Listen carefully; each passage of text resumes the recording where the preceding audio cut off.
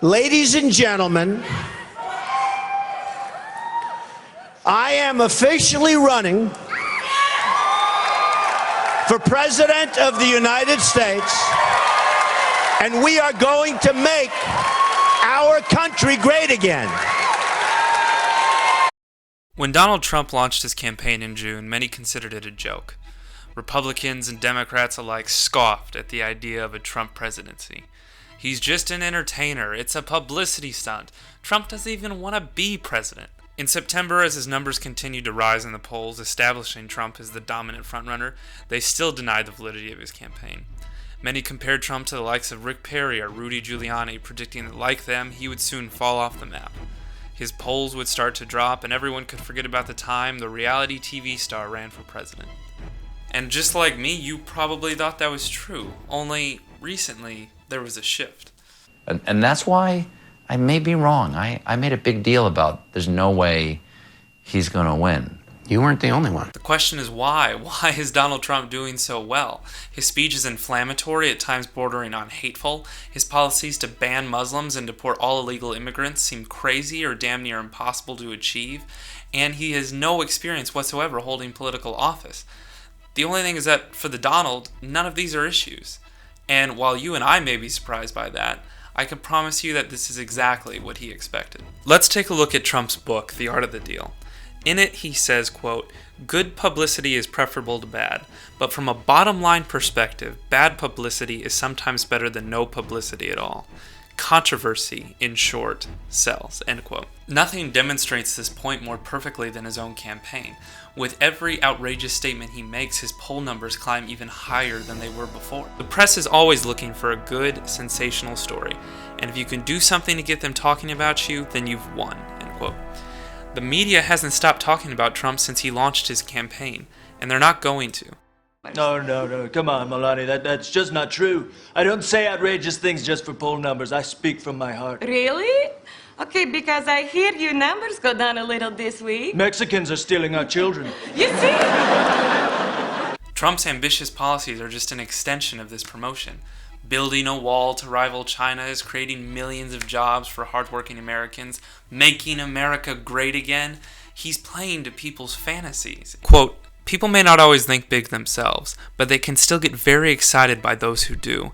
That's why a little hyperbole never hurts. People want to believe that something is the biggest and the greatest and the most spectacular."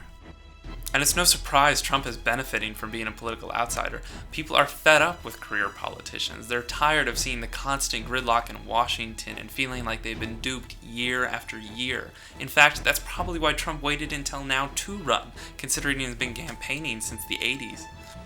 Well, I'm not sure that you want to see the United States become a winner. Do you want to see the United States become a winner, David? Huh? Of course we want to see. Many people seem to be of the mind that Trump is simply a loud-mouthed fool, only supported by people stupider than he is. But it would be dangerous to underestimate a man like Donald Trump. He is a brilliant salesman and a master persuader. Just look at the way he handles this question from Megyn Kelly. Mr. Trump, one of the things people love about you is you speak your mind and you don't use a politician's filter. However, that is not without its downsides, in particular when it comes to women. You've called women you don't like fat pigs, dogs, slobs, and disgusting animals. Your Twitter account... Only Rosie O'Donnell. Now at this point, Trump's already won. We humans have a tendency to rely too heavily on one piece of information when making decisions, usually the first piece of information that we acquire. It's called anchoring. When Trump throws out the line, "only Rosie O'Donnell," he draws your attention away from the fact that he's made disparaging remarks to women and instead forces you to focus on someone you probably already dislike. It doesn't matter that only seconds later he admits to insulting other women as well, because you've already made up your mind. And the best part is, you didn't even notice what he did. No, it wasn't. Your Twitter account...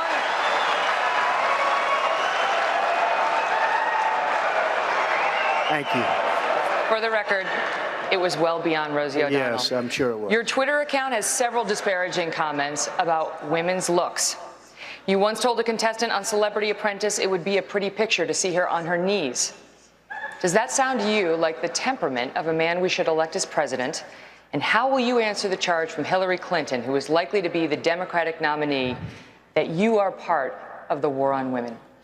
I think the big problem this country has is being politically correct.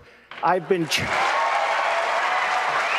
just in case the Rosie O'Donnell line wasn't enough, here Trump puts the final nail in the coffin. Trump isn't disparaging to women, he's simply fighting against the plague that is political correctness. What could possibly be wrong with that? Going into this election, Jeb Bush was the presumptive nominee. Now, whether he'll admit it or not, his campaign is dead in the water, and that's in large part due to Donald Trump. Just look at the way Trump handles Bush in this debate. According to what you said on one of the talk shows, you got Hillary Clinton to go to your wedding. That's because true. you gave her money. True. Maybe it works for Hillary Clinton. It doesn't work Jeff, for anybody on this stage. I was a businessman. I got along with Clinton. I got along with everybody. Yeah. That was my job, to get along with people. But the simple fact is... Excuse me, 1 second. No. I didn't want to... fact is, Jeff, Donald, you cannot take... More energy tonight. I like that. Look. I was asked the question. I didn't want... Here, Bush is finally starting to hold his own, but Trump reframes it to highlight his past weaknesses. Furthermore, it shuts Bush up. It was my obligation as a businessman to my family, to my company, to my employees, to get along with all politicians. I got along with all of them, and I did a damn good job in doing it. Go ahead. And of course, we all remember this moment from the fourth debate. The Islamic terrorism that exists. This is a tough business to run for president. I know. You're a tough guy, Jeb. And we need to have a leader that is real principled. tough. You're never going to be president of the United States by insulting your way to the presidency. Let's see. I'm at 42 and you're at 3, so far I'm doing better. Bush appears visibly agitated, even flustered. Trump has clearly gotten under his skin. Now, it's worth noting that Bush is no fool. He's a smart man from a politically adept family, and he's had a lot of money thrown his way. As Trump loves to point out, he spent more money than any other candidate. And yet, without spending a dime on advertising, Trump has destroyed him.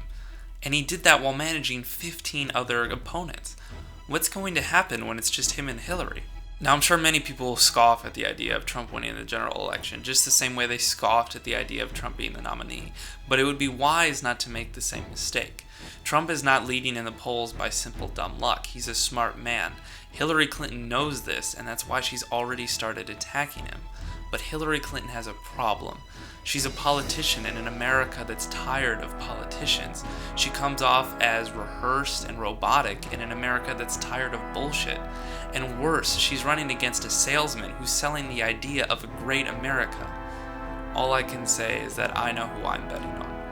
And we are going to make our country great again.